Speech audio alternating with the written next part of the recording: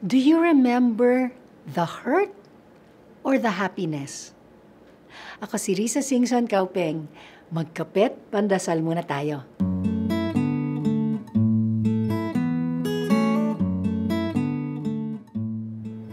Psychology talks about the negativity bias, our tendency to remember the bad things over the good things. For example, in-evaluate ka ng boss mo sa trabaho, puro-puri ang sinabi niya sa'yo na may kasamang 1 o 2 points for improvement. Imbis na maalala mo yung mga mabubuting sinabi niya, you obsess over how he criticized you. O kaya, ang ganda-ganda ng araw mo, pero dahil sa isang sinabi ng asawa mo na nainis ka, nasira na ang araw mo at yun na lang ang laman ng isip mo. Because of negativity bias, the fear of losing something is a greater motivation than the joy of gaining something. Ang tawag dito ay loss aversion. Ayaw nating natatalo o nawawalan.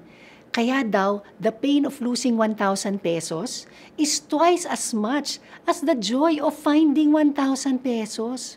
Mas matindi ang tama ng pagkawala sa atin kesa sa kasiyahan sa nahanap o napanalunan natin. Itong dahilan kung bakit kailangan nating sikapin na magpasalamat para sa mga biyayang ating natatanggap. The antidote to negativity bias is gratitude. When we choose to be grateful, we force ourselves to focus on the good and positive things in our lives.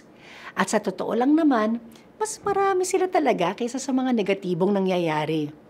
Sabi ni San Pablo, "Rejoice always. Pray continually. Give thanks in all circumstances. For this is God's will for you in Christ Jesus." Oo, kaibigan. Kalooban ng Diyos na tayo magpasalamat sa Kanya para sa lahat ng bagay. And when we have an attitude of gratitude, we'll soon realize that our blessings multiply.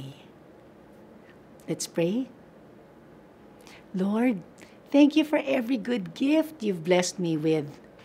Thank you also for the trials that come because I know that all these make me more like you. Amen.